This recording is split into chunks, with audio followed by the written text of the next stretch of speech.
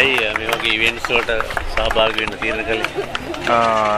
ඇත්තටම ඒ කියන්නේ අපි ක්‍රීඩාවට හරිම ආසයි. අපේ පොඩි කාලේ ඉඳන් අපිව ක්‍රීඩාවට යොමු කරලා තියෙන අපේ දෙමාපියෝ. ඉතින් අපි කියන්නේ තරගයක් දෙන්න ආසයි අපේ යාළුවොත් එක්ක.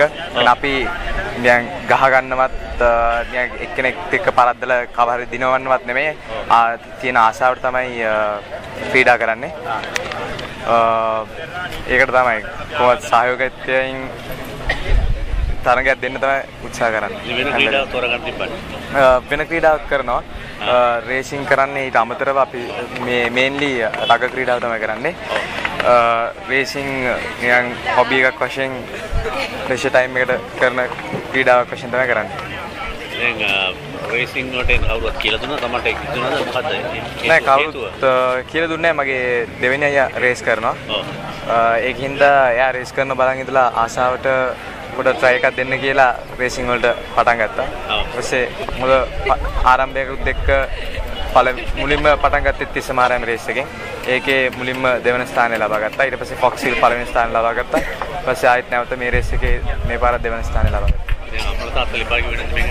නෑ අම්මලා තාත්තලා ඔය කියන්නේ අපි ක්‍රීඩා කරනකොට ආසයි. මොකද අපි සාමාන්‍ය ජනතාවගේ ඇතුළට යන්න තියෙන අවස්ථාව මේක තමයි. අපි දැන් වෙන රටවල් වල ඉගෙන ගන්නවා. ඒ කියන්නේ අපේ ලංකාවේ ජනතාවත් එක්ක හැසිරෙන්නේ නැහැ. මේ වගේ ගමට ඇවිල්ලා අපේ ගමේ ක්‍රීඩා කරන්න අපි ගොඩක් ආසයි අපේ කට්ටියත් එක්කම. වෙන රටවල ඉගෙන ගන්නවා කියලා විස්තර මොනවද? මම අභ්‍යවකාශ විද්‍යාව කරනවා එංගලන්තේ. දැන් මාස්ටර්ස් එකක් කරන්නේ. තව මාස 3 මාස්ටර්ස් එක ඉවරයි. ඩිග්‍රී කරලා තියෙනවා ඒරෝස්පේස් එන්ජිනියරින්. කොහොමත් රුසියාවේ ගිහිල්ලා ඇස්ට්‍රොනොට් කෙනෙක් වෙන්න තමයි බලාපොරොත්තු වෙන්නේ. කොහොමද තව අවුරුද්දකින් දෙකකින් ඒ බලාපොරොත්තුවත් සම්පූර්ණ වෙයි කියලා හිතන. ඒ අතරතුර රේසින් සහ රග ක්‍රීඩාවක් කරන්න බලාපොරොත්තු වෙනවා. රග ක්‍රීඩාව කොහෙද දැන්? දැන්ට ගිය අවුරුද්දේ නේවි කණ්ඩායමට සෙල්ලම් කරා. අපේ අයියා සෙල්ලම් කරන ඉඳලා ඊට උඩින් අවුරුද්දෙත් නේවි කණ්ඩායමට සෙල්ලම් කරා. ඒත් මේ අවුරුද්දේ සමහර විට අයියත් එක්කම සෙල්ලම් කරන්න ඉඩ තියෙනවා. නැත්නම් වෙන කණ්ඩායමක් එක්ක සෙල්ලම් කරන්න. මොකද අපේ තාත්තා කිව්වා එකම කණ්ඩායමට විලා සෙල්ලම් කරන්න නැතුව පොඩ්ඩක් එළියට ගිහිල්ලා අනිත් කණ්ඩායම් වල ඉන්න කට්ටියත් අඳුරගෙන හැමතැනම සෙල්ලම් කරන්න.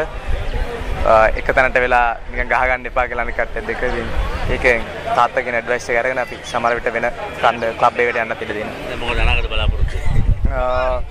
අනාගත බලාපොරොත්තු කියන්නේ රේසින් අතින් නම් මේ රේස් ටික කොහමරි මේ මාර්ච් ඉවෙන්ට් එකයි හොන්ඩා ඉවෙන්ට් එකයි කරලා අනාගතේ තව දියුණු වෙන්න පුළුවන් නම් ඉහළ ඉවෙන්ට් එකකටත් කම්පීට් කරන්න බලාපොරොත්තුවක් තියෙනවා.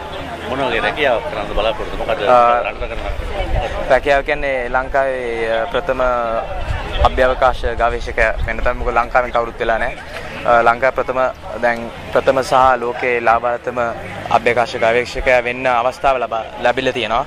ඒ කියන්නේ තාම මට අවුරුදු 2කින් විතර මොකද දැනට ලාභාලම එක්කන අවුරුදු 28යි. මට තාම වයස අවුරුදු 22යි. මට අවුරුදු 24න් 25න් වගේ වෙන්න අවස්ථාව තියෙනවා. 28 එක්කන කොහෙද ඉන්නේ? 28 ඉන්නේ මම හිතන්නේ ඒක එංගලන්ත ජාතකයෙක්. ඒත් අනිත් කට්ටිය ගොඩක් ඇමරිකන්ස්ලා තමයි ගොඩක් ලාභාන්විත කට්ටිය ඔක්කොම 30යි 32යි යන්නේ. මම ගියොත් එහෙම ලෝකේ ලාභාන්විතම අභ්‍යවකාශ ගවේෂකයා වෙන්න අවස්ථාව ලැබෙන්නේ. දේශපාලන අදහසක් නැද්ද? දේශපාලන කැමති නෑ. මොකද ලොකු අයියා දේශපාලනය කරනවා. දෙවෙනි එක්කෙනා හමුදාවේ නේවි එකේ ඉන්නවා. ඉතින් මම ඊටම අමතර වෙනස් දෙයක් කරන්න ඕනේ කියලා හිතුවා. මොකද පවුලේ පොඩි කාලේ නම් දේශපාලන ඒක අර බෑග්ග්‍රවුන්ඩ් එක ආපු හින්දා වැඩි කැමැත්තක් දක්වන්නෙත් නැහැ.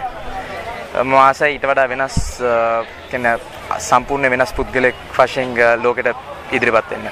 දැන් ලංකාවේ සමාජයේ මොකද කරන්න සේයක් බලාපොරොත්තු වෙන්නේ?